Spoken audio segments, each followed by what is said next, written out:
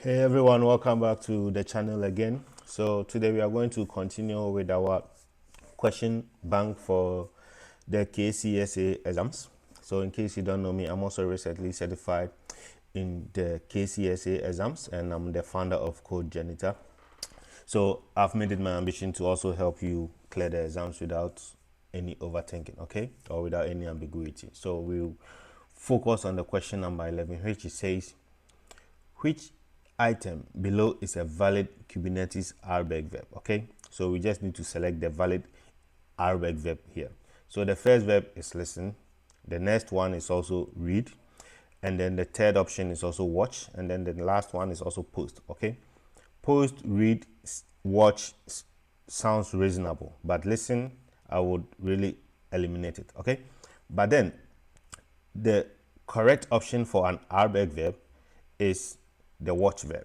So we will select the watch verb. Okay, then we can also read the explanation why. So watch is the valid RBAC verb and the others are not a valid RBAC verb. Okay, so basically that's it. So you just need to know the verbs for RBAC verb. The next question that we could face during the exams could be also around a container signing image. So what does this question say? It says, what does signing a container image primarily help you verify? So what is the key benefit? So when we hear we have to select, we have to underline the word primarily. Okay, this is not an English grammar lesson, but again, when you hear the word primarily in the question, it means that the number one benefit. Okay, so it says, what does the signing of a container image primarily help you verify? The first option we have, that the image has no vulnerabilities. That is good. So when we sign a container, it means that the image has no vulnerabilities. No, my friend. So this option already is wrong, eliminated. And then the next option is that the image is authenticated and unchanged since signing. You see the key point. This is very good. Since signing. If you don't know anything at all during the exams, if you are confused, you have the word, what does signing a container image primarily means? And option number 2 says that the image is authenticated, which is, I will underline that, which is very it ticks every box for me, and unchanged since signing, which is the key aspect of after primarily helps you verify. Okay, so I will note this one down. Option number 2, I will note it down. Then we'll check the next option. Please remember to check all the options, because one option might sound very good and then you just select that option, move on, and then at the end of the day you realize that the one you selected was wrong. Okay, so the next one is that the image uses the latest base OS. The image uses the latest base OS. This is also eliminated because it has nothing to do with signing. Now, the next option is also the image will pass port security admission. Again, this has nothing to do with signing. So the best option so far is option number 2. So let's select that one. So image signing support integrity and provenance, not vulnerability free guarantee. Okay, so we just sign it, and then if we don't scan our image for vulnerabilities and then we just sign it, it is our own fault as a DevOps engineer. The next question that we have is also going to be, why can a normal user not simply create a role that grants cluster admin permission to themselves? So as a normal user, why can't I just create a role that grant me cluster admin permission? So the first option that we have here is going to be, roles cannot contain privilege verb. Okay. The next option is, RBAC blocks privilege escalation unless the user already has those permission or special escalation. This is very good for me. I will underline this one. The next one is, the scheduler rejects privilege roles. It makes no sense here. Okay. The next one is also, only kubelet may create roles. Again, the best option here is to Albert blocks privilege escalation. Okay, so that is why a user cannot grant cluster admin permission to themselves. Okay, so Albert blocks privilege escalation unless the user already has those permission or special escalation rights. So let's select that one and then we can see it's right.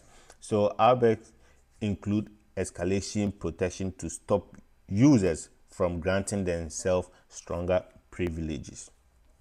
We'll move on to question number 14. So today we are very fast.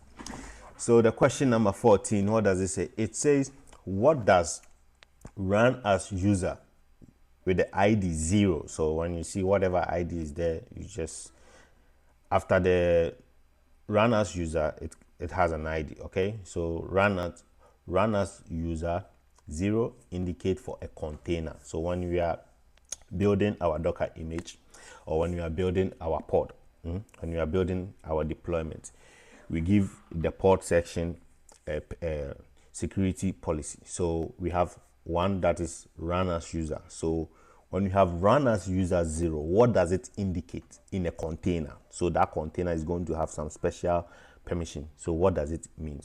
So 1, it means it runs with the default non-root user account. It runs with the default non-root user account. This sounds okay, sounds very good. So let's note it down. Now, again, it runs as the root user. This is very crucial. So I will also note it down. And then also it also has, it cannot access the file system. No, really. And then also it is mapped to the node kubelet user. Okay. Now, so let's say during the exams, you actually have some 2 options that are very close because you only have 1 option that you need to select. So if you have 2 options that are very close, now we need to take a critical look at the question again.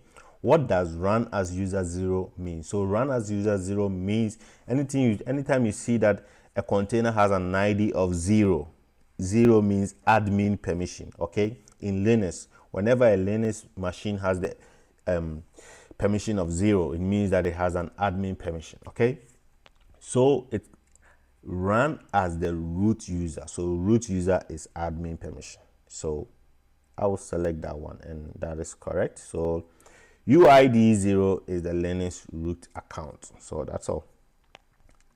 We'll move forward to question number 15. So it says, what is the main purpose of a pipeline attestation? This is a very big word. If you are not from an English speaking country or a native English speaker, you're already going to find big problem with the word attestation. It will throw you away. So what is the main purpose of pipeline attestation? All right, so let's see the first option here. It says to prove build provenance and integrity of artifacts. Again, I'll note this one down because it sounds very good, okay? And then the next one is it to replace vulnerability scanning. Okay, this is far-fetched. And then the next one is to encrypt network traffic between ports. This is also very far-fetched. We are talking about pipeline. Okay, there's nothing here that concerns network traffic. The next phase is to scale CI runner automatically. Okay, this has something to do with a pipeline. So obviously when you see the CI runner, you might be thinking, yeah, you might want to go with that one. You have to be careful. Okay, this has nothing to do with pipeline attestation. So pipeline attestation basically means that it's going to have integrity of our artifact. Okay, so it's going to build provenance and integrity of artifacts. Okay, so that's the best answer we will come so far with this one. So let's select that one and see. So yeah, now let's read the explanation. So the explanation says attestation provide variable metadata about how and whom artifacts were built. So this is all about it. So this is what I got for you today. And if you are going to set your exams, please don't try to memorize question. Try to understand. Try to understand and try to also use the elimination technique when you set your exams, because that can also help you clear the exams without any ambiguity. Okay, stay tuned with the channel, subscribe, and also share with your friends, and give this video a thumbs up so that it gives me motivation to also keeps helping you more as well. Okay, so see you in the next one. Bye.